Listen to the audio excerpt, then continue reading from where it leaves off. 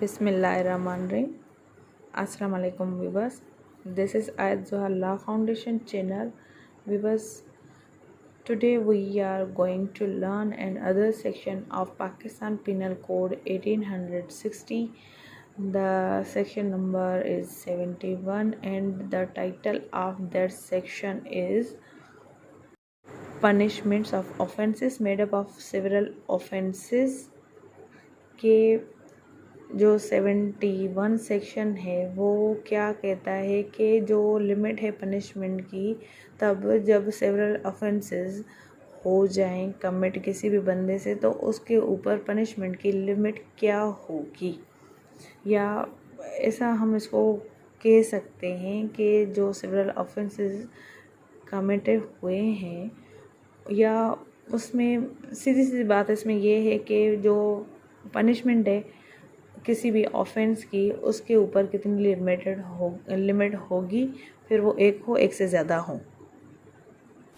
Section 71 outlines in the definition where anything which is an offense is made up of parts, any of which part is itself an offense। अब यहाँ तक इसको समझते हैं कि जब भी कोई चीज़ जो कि एक ऑफेंस हो, किससे बनी हुई हो, बजाते खुद वो एक ऑफेंस हो, जो एक डिफरेंट एक्शंस मिलके उसको एक ऑफेंस बनाए, या कोई उसका पार्ट जो है ना बजाते खुद ऑफेंस हो।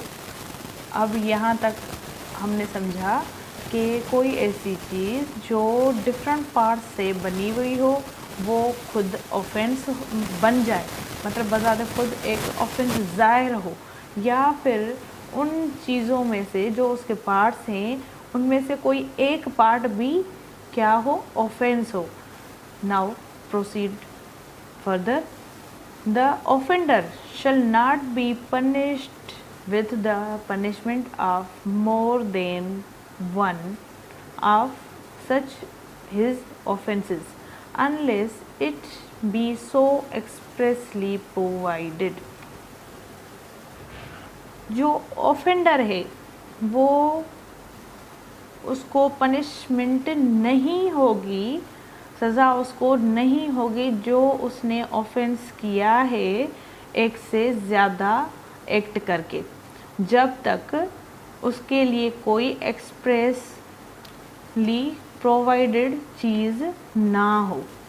यानी कोई ऑफेंडर है, उसने डिफरेंट एक्ट्स करके एक ऑफेंस कमिट किया, ठीक है, या फिर उन पार्ट्स में से कोई उसका एक पार्ट खुद ऑफेंस हो, तो उस ऑफेंडर को सज़ा नहीं होगी उन अलग अलग पार्ट्स की, बल्कि उसको सज़ा होगी सिर्फ एक की, ना कि एक से ज़्यादा ऑफेंस की जो उसने की है, जब तक उसके लिए कोई प्रोवाइडेड चीज़ मौजूद ना हो लॉ में।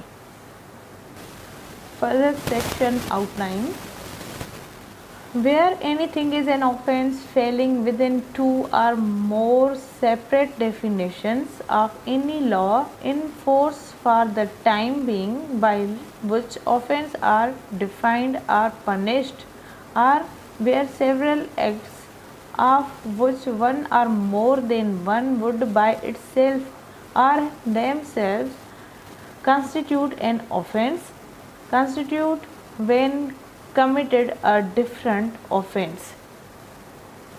अब इस सेक्शन का जो प्रोविज़ो है वो ये कहता है कि कोई भी चीज़ जो कि ऑफेंस है वो आती है दो या उससे ज़्यादा अलग अलग डेफिनेशंस में, सेपरेट डेफिनेशंस में, किसी भी लॉ में, चाहे वो मतलब पीपीसी हो, ये खुद इसमें डिफरेंट ऑफेंस की और डेफिनेशंस दी गई हैं, या कोई स्पेशल लॉ हो, ठीक है, या फिर कोई लोकल लॉ हो, उसमें इनकी डेफिनेशंस दी गई हों और वो टाइम बीइंग इन्फोर्स भी हो, और उस ऑफेंस की जो है ना डेफिनेशन के साथ क्या हो, डिफाइंड हो पनिशमेंट भी, या फिर उसके सेवरल एक्ट्स सारे डिफाइंड हो, या उसमें से कोई एक या एक से ज़्यादा, ठीक है, खुद या उसमें से कोई एक ऑफेंस कॉन्स्टिट्यूट हो जाए, यानी एक या एक से ज़्यादा मिलके एक ऑफेंस कॉन्स्टिट्यूट करें या कॉन्स्टिट्यूट करें different offences. The offender shall not be punished with more severe punishments than the court which tries him could award for any one of such offence। यानी जो कोर्ट है उस ऑफेंडर को punish नहीं करेगी जो उसने किया है एक से ज़्यादा ऑफेंस, सिर्फ एक के लिए ही उसको ट्रायल चलाएगी, ना कि वो जो डिफरेंट ऑफेंस उसने कमिट किए हैं। एक ऑफेंस को कमिट करने के लिए उसने डिफरेंट ऑफेंस कंस्टिट्यूट किए हैं, यानी क्रिएट किए, डिफरेंट पार्ट्स उसने क्रिएट करके, यानी कोई एक्शन परफॉर्म करके एक ऑफेंस कमिट किया है, या फिर उसमें से कोई एक पार्ट जो है वो ऑफेंस में आ जाए, तो उस जो ऑफेंडर है उसको सिवाय उस एक की सज़ा होगी, ना कि उन डिफरेंट एक्ट्स की अलग सज़ा होगी, जब तक, इसमें यह भी कहता है अनलेस, जब तक उसके लिए कोई अलग से प्रोवाइडेड प्रोविज़ो ना हो, तब तक उसको उन डिफरेंट पार्ट्स की या डिफरेंट एक्ट्स की सज़ा एक से ज़्यादा नहीं होगी। अब इसकी इलिस्ट्रेशन को समझते हैं हम। Illustration number 1, A gives Z 50 strokes with the stick। ठीक है, A ने मारा Z को लाठियों से, ठीक है, 50 लाठियों से। Here A may have committed the offense of voluntarily causing hurt to Z। यहाँ पे जो A है उसने जानबूझ के या खुद ब खुद काज किया है हर्ट Z को, बाय द होल बीटिंग, उसको मार के, and also each of the blows which make up the whole beating. If A were liable to punishment for every blow they might be imprisoned for 50 years, one for each blow, but he is liable any one punishment for the whole beating। अब इसमें यह कहता है कि ए ने मारा Z को 50 stroke, ठीक है, लाठी से उसको मारा, उसको 50 लाठी मारी, फिर उसने खुद क्रिएट किया हर्ट, किसको, Z को, उसको तकलीफ़ दी। अब यहाँ पे जो उसको मारा है Z को ए ने, वो एक अगर देखा जाए तो उसने 50 मारी हैं। अब एक लाठी मारो तो उसकी सज़ा फॉर सपोज 1 ईयर है, ठीक है। तो यहाँ पे जो उसकी सारी जो स्ट्रोक्स उसको लगाई गई हैं, तो उसके लिए जो ए है पनिशेबल है, किसके लिए, 50 ईयर्स के लिए, यानी एक लाठी पे 1 साल की सज़ा। तो ये अगर जोड़ी जाएं और उसको इम्प्रिजनमेंट होगी कितना साल, 50 साल, ठीक है, अलग अलग से अगर उसको गिना जाए। लेकिन यहाँ पे ए जो है ना, सारी लाठी जो उसने 50 मारी हैं उसको, उसके लिए उसको पनिशमेंट सिर्फ 1 होगी, यानी जो 50 लाठी उसको मारी है उसकी अलग अलग पनिशमेंट नहीं होगी, उसको सिर्फ 1 की ही सज़ा होगी, ना कि अलग अलग। इसका सादा मतलब यही है कि आप डिफरेंट पार्ट्स क्रिएट करके एक ऑफेंस कमिट करो तो आपको उस एक की ही सज़ा मिलेगी, ना कि आपको यहाँ पे मतलब अलग अलग जो उसने यहाँ पे लाठी इसको मारी है तो उसकी अलग अलग सज़ा होगी, अलग अलग सज़ा नहीं होगी, बस वो एक ही होगी जो 1 साल उसको पनिशमेंट हो सकती है, उसके अलावा कुछ भी नहीं होगी ए को, ठीक है। इसकी इलस्ट्रेशन ये है। अब इसकी दूसरी इलस्ट्रेशन है, वो है but if while A is beating Z, Y interferes and A intentionally strikes Y. Here is the blow given to Y is no part of the act whereby A voluntarily cause hurt to Z, A is liable to one punishment for voluntarily cause to hurt to Z and to another for the blow given to Y। यानी इसमें ये कहता है कि ए जब Z को मार रहा था तो उसको सज़ा कितनी हुई, 1 साल की हुई। ठीक है, जो इस सेक्शन में बताया गया इसका खास मतलब तो उसने 50 लाठी मारी, उसकी सज़ा कितनी हुई, उसको 1 ईयर हुई। लेकिन जब वो उसको मार रहा था तो वहाँ पे मुदाखलत किसने की, यानी दखल अंदाजी किसने की, वाई ने की। ठीक है, ये एक थर्ड पार्टी जाहिर हुआ, उसने इंटरफेरेंस किया कि इसको आप क्यों मार रहे हैं। तो ए ने जानबूझ के इंटेंशनली स्ट्राइक किया किसको, वाई को भी, यानी जी को तो मार रहा था लेकिन इसने वाई को भी मारा। तो यहाँ पे जो ए है उसने जो मारी है वाई को, तो वाई क्या था, पार्ट नहीं था उस एक्ट का। जब वो जी को मारा था 50 लाठी तो तब वो पार्ट नहीं था, लेकिन बी ने वाई ने इंटरफेयर की तब वो पार्ट नहीं है उसका। तो इसके लिए ए को जो वॉलंटरी काज जी को किया है उसकी अलग सज़ा होगी और उसके लिए वो लायबल अलग से होगा, उसकी पनिशमेंट ए को होगी। एक पनिशमेंट किसकी होगी, जी को मारने के लिए जो उसने जानबूझ के या खुद से हर्ट किया है जी को, और दूसरी उसको सज़ा होगी कि उसने वाई को भी मारा। ठीक है, अब एक ही बंदे के ऊपर वो तशद्दुद कर रहा था, उसको हर्ट कर रहा था, तब उसके ऊपर कुछ भी नहीं था, सिर्फ वो एक ही लायबिलिटी उसके ऊपर लग रही थी। लेकिन जब उसने दूसरा ऑफेंस किसी दूसरे बंदे को कमिट किया तो उसको एक अलग लायबिलिटी को भी फेस करना है। ये इस सेक्शन का मतलब है कि एक ही बंदे पे आप मतलब कोई भी एक्शन परफॉर्म कर रहे हो कोई ऑफेंस कमिट करने के लिए, तो आप उस बंदे को पहले तो मैं अपने हिसाब से मिसाल देती हूँ कि उसको किडनैप किया। ठीक है, उसको किडनैप किया, फिर उसको टॉर्चर किया, फिर टॉर्चर के बाद उसको जो है ना तड़पा के मारा। तो उस बंदे के ऊपर जो आपने ये चार्जेस लगाए हैं ना, क्योंकि इनके अलग अलग से एक्सप्रेसली प्रोविज़ो और अलग से सेक्शन डेफिनेशन पनिशमेंट अवेलेबल है। लेकिन अगर आपने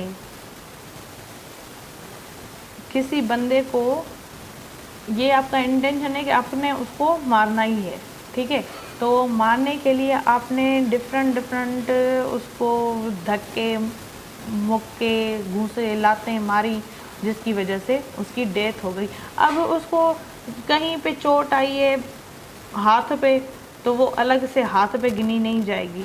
अभी उसको टांग पे चोट आई है तो वो अलग से टांग पे गिनी नहीं जाएगी। ठीक है, वो ऐसा ही गिना जाएगा कि उसने जस्ट मर्डर कमिट किया है और इसके अलावा कुछ भी नहीं, जिसकी सीधी ऑफेंस के हिसाब से सज़ा वगैरह सब कुछ मौजूद है। ये था जो पार्ट का बताया गया था वो था। और जो मैंने आपको पहली मिसाल दी जिसमें आपने उसको किडनैप किया फिर तशद्दुद किया, उनके सेपरेट लॉज मौजूद हैं, लॉ में उनकी डेफिनेशन है, पनिशमेंट है, सब कुछ उसमें डिफाइंड है।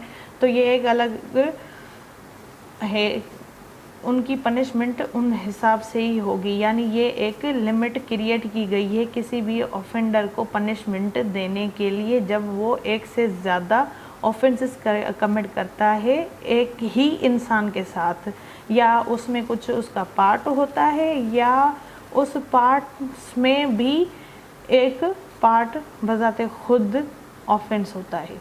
ठीक है, तो इस सेक्शन का मतलब यही था।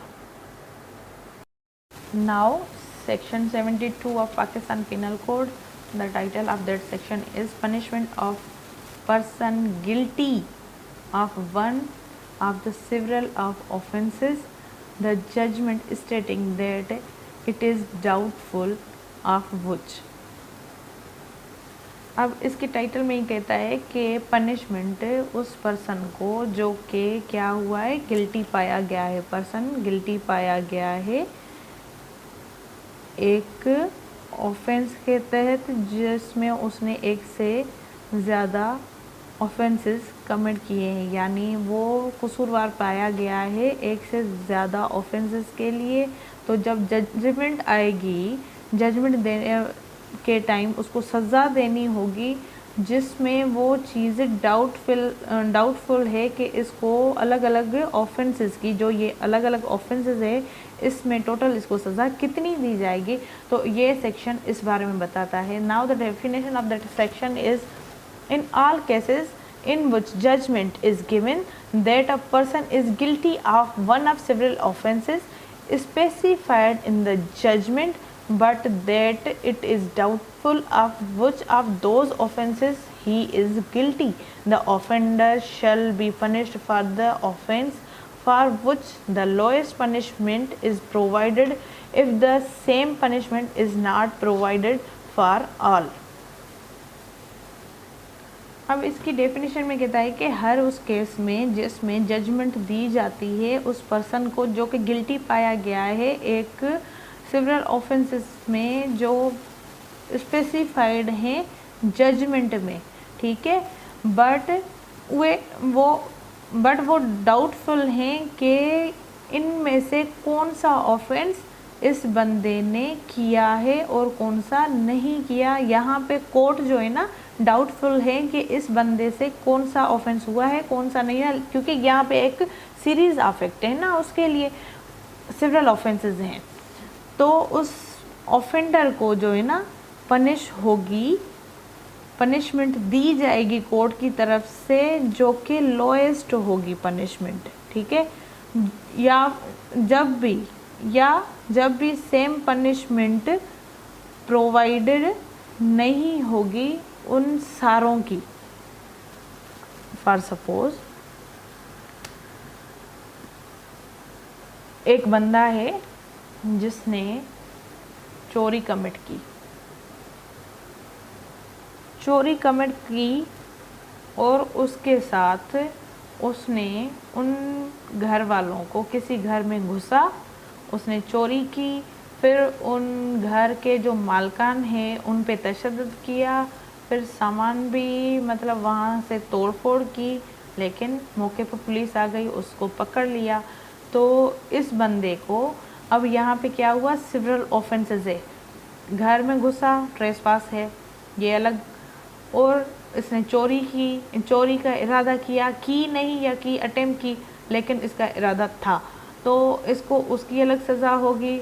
और जो इसने उन घर मालकान को जो लाते हैं घूसे मुँह के जो भी मारा है यानी तशद्दुद किया है उनकी अलग सज़ा होगी। अब ये कलेक्शन जब होगी इसकी सज़ा की, तो यहाँ पे कोर्ट जो है ना इसको डाउटफुल है, क्योंकि यहाँ पे एक गिरोह है, तो कोर्ट को ये क्लियर पता नहीं है कि इस बंदे से कौन सा ऑफेंस हुआ है और दूसरों से कौन सा है, लेकिन ये बात क्लियर है कि ये बंदा इन जराइम में गिल्टी है।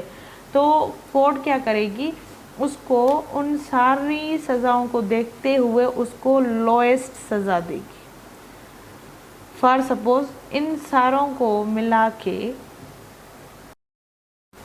तो उसमें मैंने आपको जो मिसाल दी थेफ्ट है, थेफ्ट की सज़ा कितनी है, ठीक है, 3 साल है ज़्यादा से ज़्यादा, और प्लस फाइन या फिर बोथ है, ठीक है, ये है थेफ्ट की सज़ा। और उसके साथ क्या मैंने बताया, ट्रेसपास, ठीक है।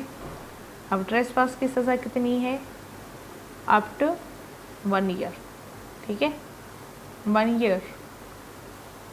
अब ये तो मिलके बन गई 4 साल, ठीक है।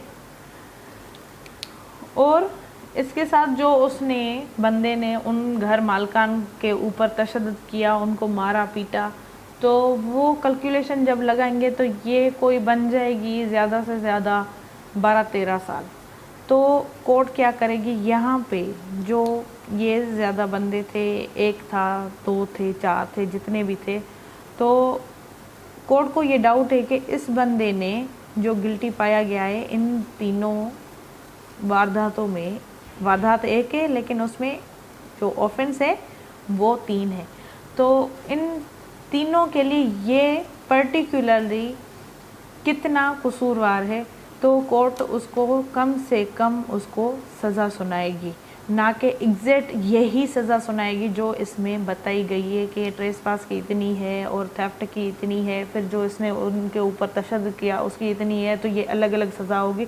नहीं, उसको लोएस्ट पनिशमेंट प्रोवाइड की जाएगी जब कहीं पे वो जो ऑफेंस कमिट किए गए हैं सिविल, उनकी पनिशमेंट वाज़े नहीं होगी, तो कोर्ट के पास ये अख्तियार है कि वो लोएस्ट पनिशमेंट दे गिल्टी पर्सन को, ठीक है, जिसने सिविल ऑफेंस में अपना किरदार वगैरह अदा किया है। Now the section 73 of Pakistan penal code, solitary confinement यानी कैदे तन्हाई, तन्हाई, ठीक है, कैदे तन्हाई, सोलेटरी कन्फाइनमेंट। अब सोलेटरी कन्फाइनमेंट क्या है, इसकी हम डेफिनेशन को देखते हैं। Whenever any person is convicted of an offence for which under this code the court has power to sentence him to rigorous imprisonment,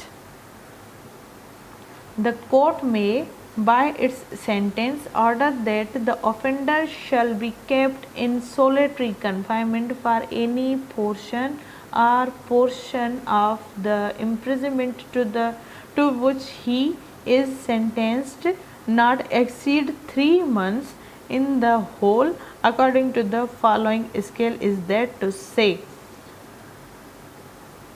अब जो सोलेटरी कन्फाइनमेंट है वो कब दी जाएगी और कैसे दी जाएगी, किन सूरतों में दी जाएगी, वो ये सेक्शन 73 डिफाइन करता है कि जब भी कोई बंदा कन्विक्टेड, अब इस लफ्ज़ को समझें,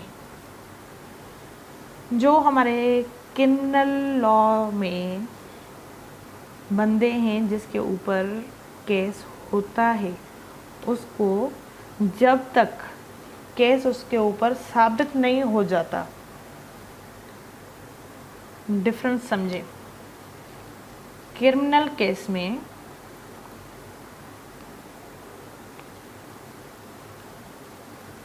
जिसके ऊपर फरियाद हुई है, जिसके ऊपर फरियाद हुई है उसको क्या कहते हैं, अक्यूज, ठीक है, अक्यूज्ड, जिसके ऊपर फरियाद जस्ट हुई है, अक्यूज, और जिसने फरियाद की है, जो अग्रीव्ड पार्टी है, वो क्या है, कंप्लेनेंट,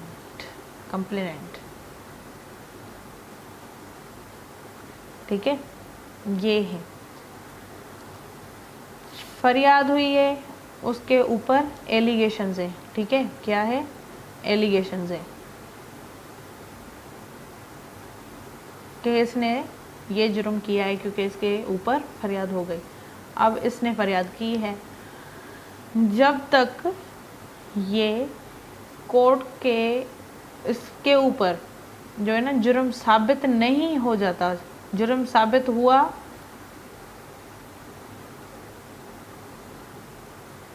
तो ये अक्यूज से क्या बन जाएगा, कन्विक्टेड, ठीक है, ये क्या बन जाएगा, कन्विक्टेड। पहले ये अक्यूज था, अब ये कन्विक्टेड है। मुल्जिम यहाँ पे सिर्फ क्योंकि इसके ऊपर इल्ज़ाम था, ठीक है, इल्ज़ाम था, यहाँ पे कन्विक्टेड, वो इल्ज़ाम साबित हो गया है, अब ये क्या है, मुजरिम, ठीक है, ये माने हैं इसकी। अब यहाँ पे जो हमारा ये सेक्शन है, इसमें ये कहता है कि जो कोई सज़ा याफ्ता हो जाएगा, कन्विक्ट यानी मुजरिम करार दिया जाएगा किसी भी ऑफेंस में, तब इस कोड अंडर दिस कोड के इस कोड के तहत तो कोर्ट को पावर हासिल है कि उसको सेंटेंस दे, रेगरस दे, इम्प्रिजमेंट यानी कैद मुशक्कत दे, या कोर्ट के पास ये अख्तियार है कि उस सेंटेंस में ये ऑर्डर जारी कर दे कि इस ऑफेंडर को कैद तन्हाई में रखा जाए, कुछ इसका हिस्सा इस इम्प्रिजमेंट में जो कि इस सेंटेंस में ज़्यादा से ज़्यादा 3 माह होगा, जिसका ये नीचे स्केल बताया गया है कि 3 माह कैसे होगी और कैसे नहीं होगी, ये हम देखते हैं। 8 time not exceeded 1 month if the term of imprisonment shall not exceed 6 months। अब इसकी हम समझते हैं कि कोई कन्विक्ट है किसी जुर्म में, ठीक है, कन्विक्टेड है बंदा, उसको कितनी सज़ा हुई है? 6 माह फर्स्ट, ठीक है, 6 माह है तो उसको ज़्यादा से ज़्यादा कितनी कैद तन्हाई यानी सोलिटरी कन्फाइनमेंट दी जाएगी, ठीक है, मैं शॉर्ट फॉर्म में लिख रही हूँ, वो होगी 1 माह। 6 मंथ वाले को 1 month solitary confinement. If 8 time not exceed 2 months if the term of imprisonment shall not exceed 6 months to 12 month, यानी उसकी जो सज़ा है वो ज़्यादा से ज़्यादा 12 माह है तो उसको सोलिटरी कन्फाइनमेंट दी जाएगी 2 मंथ, ठीक है। ये दूसरा इसका है। पहले ये अगर 6 माह की सज़ा हुई ज़्यादा से ज़्यादा तो 1 माह कैद तन्हाई, अगर 6 माह से 12 माह तक की सज़ा है तो उसमें 2 मंथ सोलिटरी कन्फाइनमेंट। अगर 8 time not exceeding 3 months if the term of imprisonment shall not exceed 1 year। अब 1 ईयर से ज़्यादा है यानी ज़्यादा से ज़्यादा 1 साल है वहाँ पे, यहाँ पे ये जो मैंने कहा कि 6 से 12 माह, अब 6 से 12 माह में इसको जो है वो 7 मंथ भी हो सकती है, 8 मंथ भी हो सकती है, 9 मंथ भी हो सकती है, 10 या 11 मंथ भी हो सकती है, या ज़्यादा से ज़्यादा कितनी होगी? 12 माह होगी। अब जो 1 साल है इसमें यही होगा कि उसको कम्प्लीटली वो 1 साल वहाँ जेल में रखे। यहाँ पे कुछ उसको डाउट थे कि वो 9वें माह में भी बाजियाब हो सकता है, वो छूट सकता है जेल से और 8वें में भी निकल सकता है, लेकिन यहाँ पे ये साल वहाँ पे कम्प्लीटली रह सकता है, यानी इसके चांसेस हैं। तो इसको होगी 3 मंथ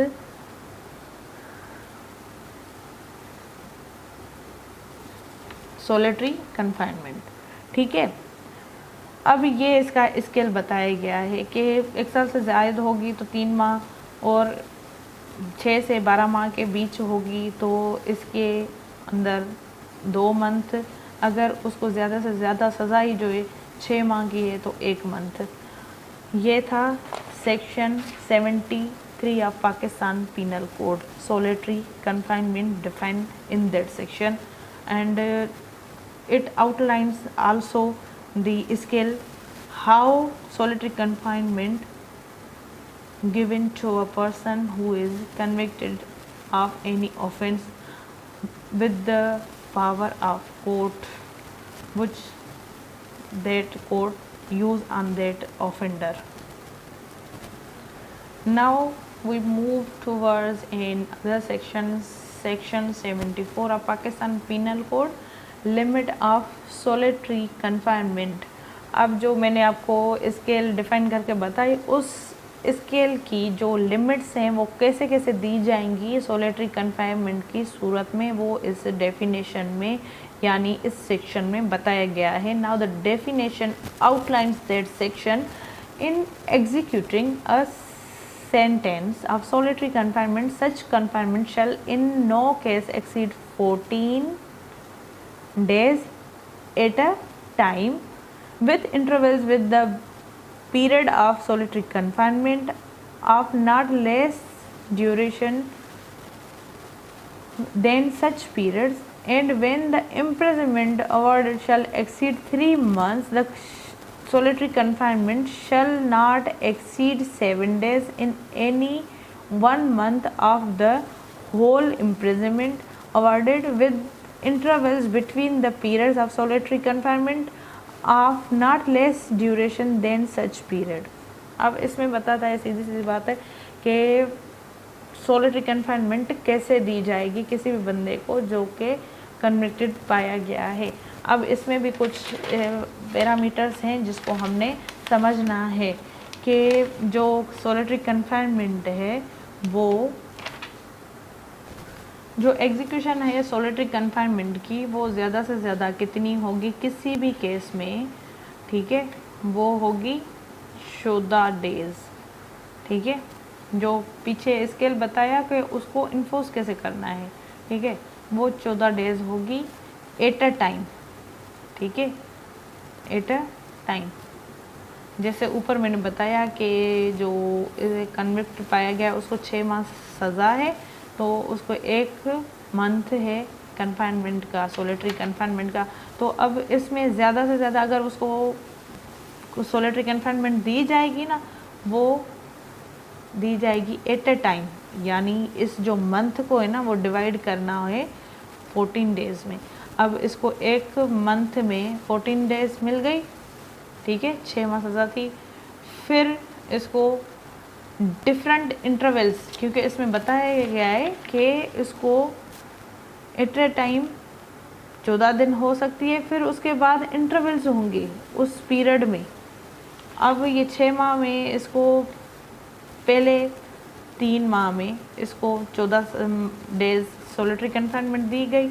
अब इसके पिछले 3 माह रहते हैं, तो उसमें भी इसको 14 डेज़ की सोलिटरी कन्फाइनमेंट दी जा सकती है एट अ टाइम। यानी इनके बीच जो है ना इंटरवल करना, वक्फा करना लाजमी है। एट अ टाइम उस बंदे को बस 1 मंथ के लिए सोलिटरी कन्फाइनमेंट में नहीं भेज सकते। एट अ टाइम जो ज़्यादा से ज़्यादा दी जाती है वो 14 डेज़ दी जाती है, उससे ज़्यादा नहीं दी जा सकती। ठीक है, उसके बाद ये कहता है कि जो सोलिटरी कन्फाइनमेंट का पीरियड है उसमें इंटरवल्स होंगे, और वो जब इम्प्रिजनमेंट अवार्डेड हो उसको कितनी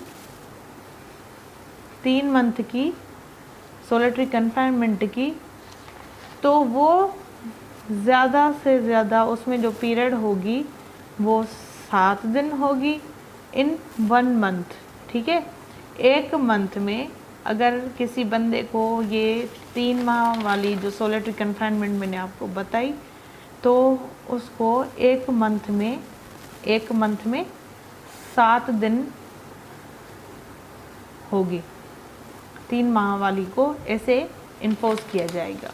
ठीक है, उसके बाद है कि उसमें भी ये इंटरवल्स दिए जाएंगे उस पीरियड में, जो ये बताया गया है कि 7 डेज़ होंगे। अब सोलिटरी कन्फाइनमेंट जो है उसके कम से कम ड्यूरेशन में नहीं होगी और ज़्यादा से ज़्यादा ड्यूरेशन में नहीं होगी, जितना बताया गया है उतना ही होगी।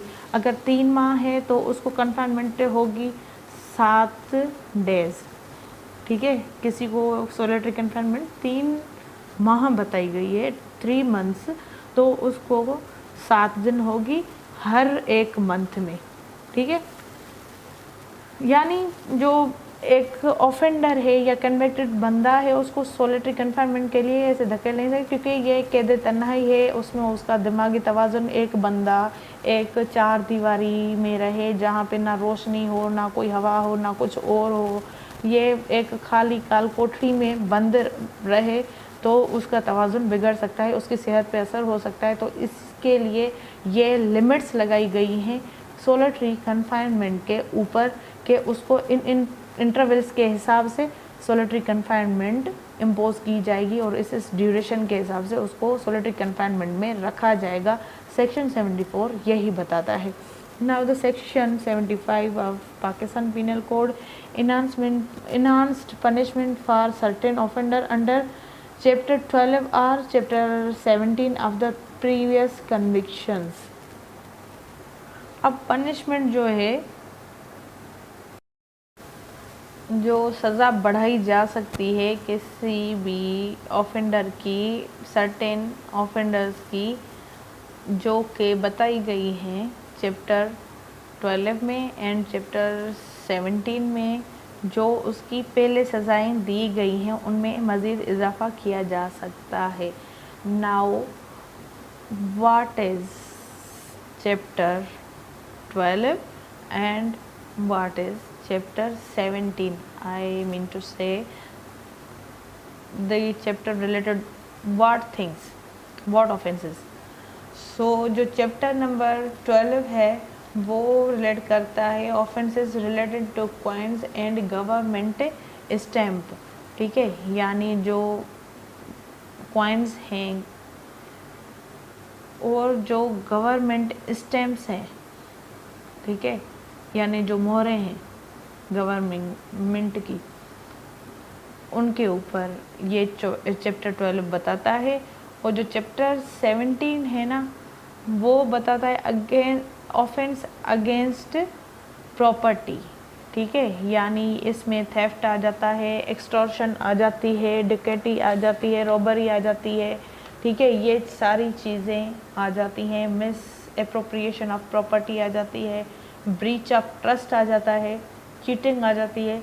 ये मतलब चैप्टर जो है ना 17 ये बताता है प्रॉपर्टी के अगेंस्ट ऑफेंसेस।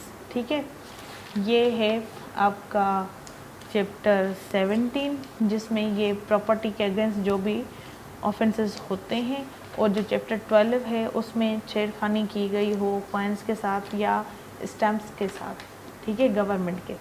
तो इन सूरतों में जो प्रीवियस सज़ा है उस बंदे के ऊपर, उसमें इजाफ़ा किया जा सकता है, यानी वो सज़ा याबी के बाद उसकी सज़ा में और इजाफ़ा किया जा सकता है। अब इसकी डेफिनेशन को देखते हैं। हूएवर हैविंग बीन कन्विक्टेड, जो कोई भी बंदा जो कन्विक्टेड पाया गया है बाय अ कोर्ट इन पाकिस्तान, पाकिस्तान की किसी भी कोर्ट में, उस ऑफेंस के लिए जिसको पनिशमेंट जो पनिशेबल है, उस ऑफेंस की सज़ा जो पनिशेबल है चैप्टर 12 में एंड चैप्टर 17 में, इस कोड के तहत उसको इम्प्रिजनमेंट होगी, आइदर डिस्क्रिप्शन वाली जो कि ज़्यादा से ज़्यादा 3 साल होगी या उससे ज़्यादा, क्योंकि यहाँ पे इन्हांसमेंट का कहा गया है तो ये अपवर्ड भी 3 साल से ज़ायद भी हो सकती है। अब जो इसका बी है वो ओमिटेड है। ए में इसके क्लास ए में ये कहा गया कि जो भी कोर्ट पाकिस्तान की किसी भी ऑफेंडर को पनिशेबल जो उसका ऑफेंस होगा, या तो वो चैप्टर 12 में आएगा या चैप्टर 17 में आएगा, उसके ऊपर कोई भी आइदर डिस्क्रिप्शन वाली सज़ा इम्पोज है जो कि ज़्यादा से ज़्यादा कितनी होगी, 3 साल होगी या उससे ज़्यादा भी, कम से कम 3 साल होगी और उससे ज़्यादा भी हो सकती है। तो इसका बी क्लास जो है वो ओमिटेड है। शैल बी, अब इसका जो फर्दर है वो देखते हैं। Shall be guilty of any offence punishable under either of those chapters with the imprisonment for like term shall be subject for every such subsequent offense to imprisonment for life or to imprisonment of either description for term which may extend to 10 years। यानी उस बंदे को जो guilty पाया गया उस offence में, उसको पनिशेबल सज़ा होगी किसी भी इस चैप्टर्स में जो बताई गई हैं, उसको टर्म जो दिया जाएगा उस ऑफेंस की सब्सिक्वेंट ऑफेंस की इम्प्रिजनमेंट जो होगी वो फॉर लाइफ हो सकती है, जो सज़ा जो प्रीवियस उसको 3 साल दी गई, उससे ज़्यादा अब जो इन्हांसमेंट हो रही है, तो वो इन्हांसमेंट में उसको उम्र कैद भी दी जा सकती है। Life imprisonment is equal to 25 years, ठीक है। या फिर सज़ा इधर डिस्क्रिप्शन वाली दी जा सकती है, यानी रेगरस भी हो सकती है, सिंपल भी हो सकती है, जो कि एक्सीड करेगी 10 ईयर तक, ठीक है। ज़्यादा से ज़्यादा 10 ईयर्स होगी। ईयर्स में थोड़ा फंबल भी कर रही हूँ और मेरे स्पेलिंग थोड़ी ठीक नहीं हो रही, तो उसको 10 साल बढ़ा के, यानी 3 साल से बढ़ा के 10 ईयर्स की जा सकती है, या फिर लाइफ इम्प्रिजमेंट की जा सकती है, अगर वो जुर्म जो चैप्टर 12 में आते हैं या चैप्टर 17 में आते हैं। सो व्यूअर्स, आज हमारा लेक्चर यहाँ पे ख़त्म हुआ। अल्हम्दुलिल्लाह हमने 3 चैप्टर्स पाकिस्तान पिनल कोड के सीक्वेंस वाइज 75 सेक्शन तक जो 3 चैप्टर हैं पाकिस्तान पिनल कोड के, वो हमने पूरे किए हैं। इंशाल्लाह हम अपने इस सिलसिले को आगे बढ़ाते जाएंगे और आपके लिए और मैं इंफॉर्मेटिव डिफरेंट टॉपिक्स के ऊपर वीडियोस बनाऊंगी, और जितनी मेरी कोशिश होगी कि मैं आपको ज़्यादा से ज़्यादा अपने इल्म से आपको फ़ायदा दूं, तो मैं इसके लिए हमेशा कोशिश करती रहूँगी कि आपको अच्छी से अच्छी जो भी मेरे पास नॉलेज है वो आपको प्रोवाइड करूँ। और उसके साथ आपसे रिक्वेस्ट है कि please like, share and subscribe my channel. And आपसे ये भी रिक्वेस्ट है कि आपको जितना हो सके इसको अपने सर्कल में शेयर करें, ताकि मेरा भी कुछ फ़ायदा हो, आपका भी फ़ायदा हो। And thank you so much. Allah हाफिज़। अल्लाह आपका हामी और नासिर। अपनी दुआओं में मुझे याद रखें। अल्लाह निगहबान।